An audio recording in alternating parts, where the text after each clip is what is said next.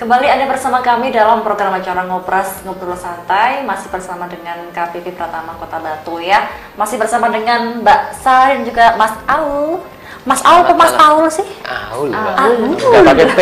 Iya, oke. Soalnya saya tuh kayaknya temen aku yang bikin terkesan dan hampir nih gitu. Iya. Oke, jadi nggak salah di tengah ya. Oh iya benar. Paling cantik. Paling cantik. Wah. Beda dari yang lain dong ya. Oke, tadi kita udah sedikit banyak menyinggung ya soal bagaimana sih tata cara untuk merubah dari NPWP ke NIK, dan juga mungkin pemirsa Dharma TV yang di rumah yang baru aja menonton lagi ini mungkin boleh sekali lagi diingatkan nggak ini Mbak Sari ini gimana step-stepnya lagi, itu mungkin barusan nonton atau gimana? Oh gitu. Diingatkan lagi caranya ya. Intinya login, nyiapin data dulu. Nyiapin datanya itu KTP, NPWP, KK, email yang bisa diakses, kemudian nomor HP. Jadi nanti tinggal login aja lewat DJP online, masukkan NPWP dan password, kemudian ke tab profil. Nah, nanti di tab profil itu silahkan diisi data-data yang masih kosong, data-data yang belum valid. Nah, itu setelah diisi, jangan lupa klik di bagian bawah itu ada ubah profil gitu. Kalau sudah diisi tapi belum diubah profil, sama aja Mbak. Nggak berubah. Sama aja Nggak bohong. berubah ya. Sama aja bohong. Jadi kalau sudah diisi, sudah divalidasi, jangan lupa diklik ubah profil. Gitu sih intinya. Jangan lupa pemirsa Dharma TV di rumah ya. Pokoknya syarat-syaratnya, step-stepnya bagaimana dicatat. Kan itu juga penting untuk kita ya. Nah, ini Mas Au, saya mau tanya-tanya ini ya. Tadi kan sempat sedikit menyinggung soal kewajiban pajak yang kalau misalnya dia sudah bekerja, kemudian dia belum melaporkan wajib sebagai wajib pajak. Iya. Nah, itu Laporkan penghasilannya gitulah. Itu sering kali terjadi ini ya, Iya. Mas Au dan juga Mbak Sari. Itu bagaimana ini kita menanggapi hal tersebut dari gitu. Mas Au sendiri nih? Jadi kan seringkali itu wajib pajak itu baik orang pribadi sebagai karyawan atau mungkin orang pribadi sebagai usaha itu yang lupa itu adalah lapor SPT tahunan. Karena itu 1 tahun sekali gitu kan. 1 tahun sekali, kalau bayarnya mungkin rutin ya gitu. Kalau dalam hal ini karyawan yang sudah di atas PTKP tentu akan dipotong pajaknya oleh perusahaannya.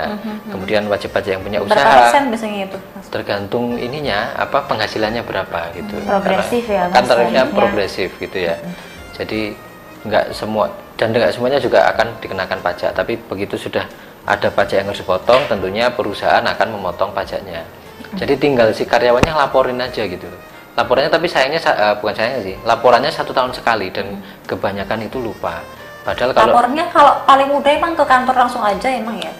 sebenarnya lapornya bisa dari mana saja. Iya gitu. betul. Paling mudah malah lewat DJP DJP online itu tadi. Jadi DJP online tadi itu selain kalau yang sekarang digunakan untuk melakukan validasi NIK, sebenarnya dari sebelumnya itu sudah bisa digunakan untuk melaporkan SPT tahunan gitu Mbak.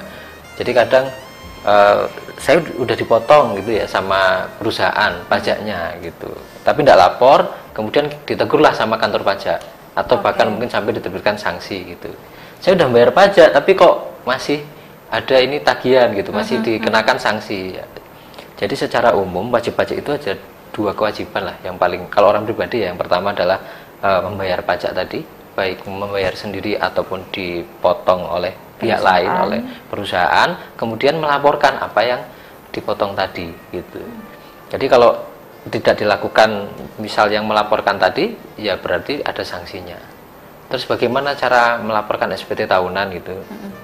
Untuk wajib pajak kan ada beberapa segmen wajib pajak gitulah, atau beberapa jenis. Kalau yang kita ngomong yang sekarang yang paling gampang itu untuk orang pribadi yang bekerja sebagai karyawan, misal seperti jenengan gini gitu ya, kan sebagai karyawan, penghasilan hanya dari perusahaan saja. Nanti di akhir tahun tinggal minta saja ke bagian gaji atau apa ya, kalau di kita instansi pemerintah di bendara lah, kalau di ini mungkin bagian keuangan gitu ya, minta mana bukti A1 kalau untuk pegawai swasta. Nanti di situ terdapat rincian penghasilannya berapa, potongannya apa saja, dalam misal potongan iuran wajib pegawai, kemudian yang dana pensiun dan sebagainya, PTKP berapa, ketemulah ada pajaknya atau tidak. ketika sudah mendapatkan itu, walaupun mungkin nggak ada pajaknya ya, tapi ketika kalau NPWP aktif berarti laporannya juga tetap.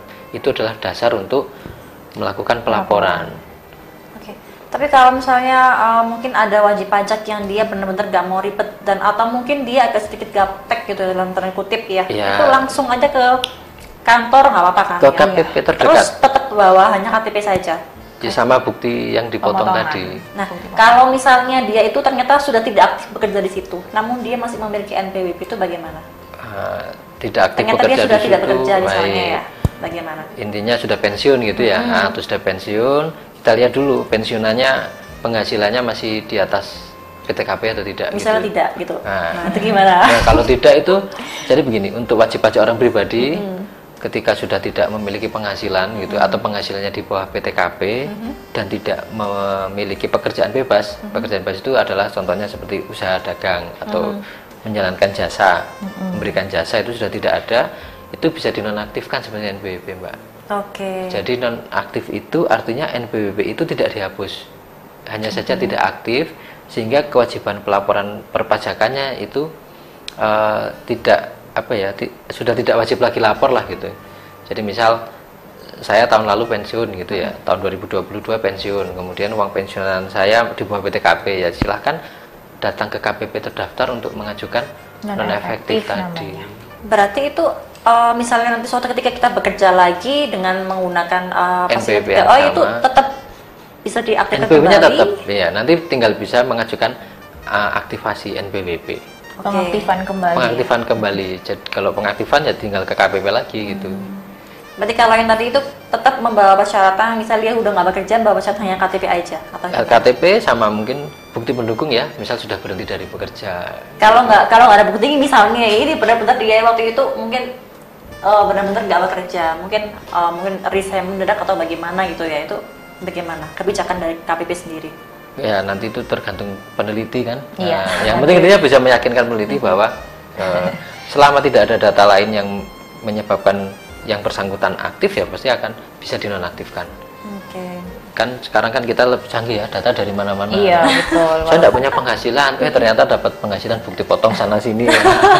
Tenang aja, datanya itu bukan hanya data dari keterangan wajib pajak ya Mas Aul, tapi jadi kita punya data pihak ketiga yang akan digunakan dasar untuk memberikan keputusan bahwa orang tersebut bisa nggak dinonaktifkan gitu. Oke, jadi itu juga keputusan dari pihak KPP sendiri ya. Betul. Itu ya Mas Aul. Kan ada proses penelitiannya Mbak, iya. nggak semuanya. Dan kita ada aturannya juga bahwa. Betul.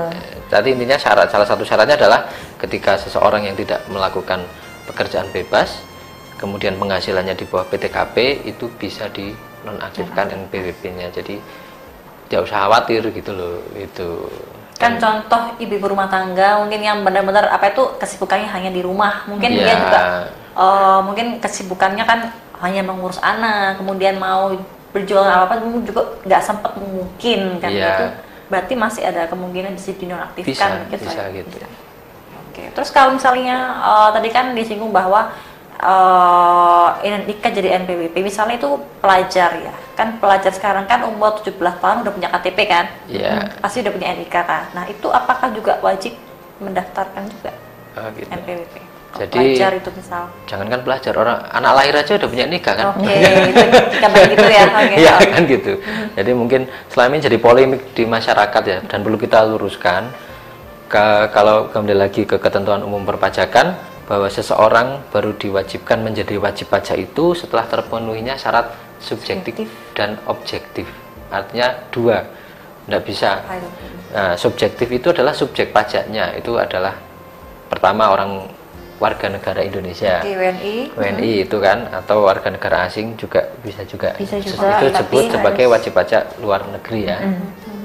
Kemudian kalau orang pribadi ya, kita ngomong orang pribadi, kemudian kan itu subjeknya ada. Orang itu kan subjek ya. Saya anak lahir orang ya, seseorang itu kan subjek pajaknya. Objek itu adalah penghasilan.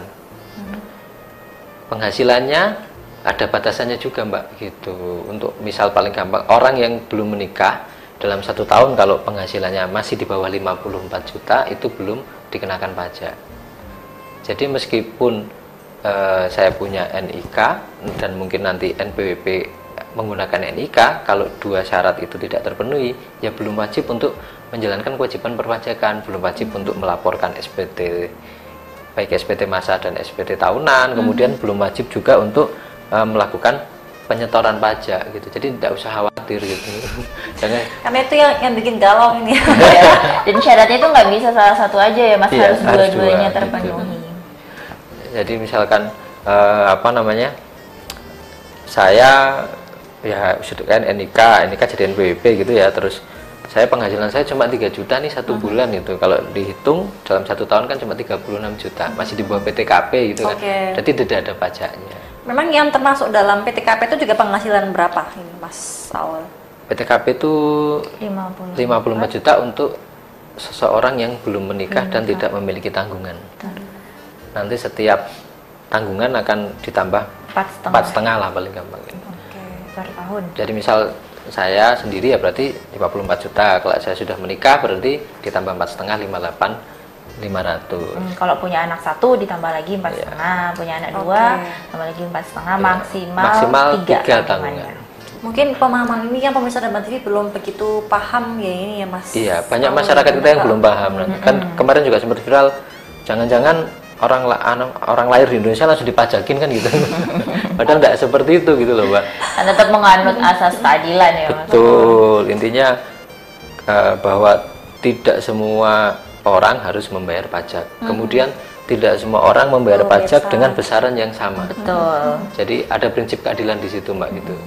Yang penghasilan semakin tinggi, otomatis pajaknya juga semakin tinggi. Betul. Jadi jangan khawatir pemirsa Daman TV di rumah. Toh tadi sudah diberi pemahaman ya sama Mas Al dan juga Mbak Sari ya. Oke.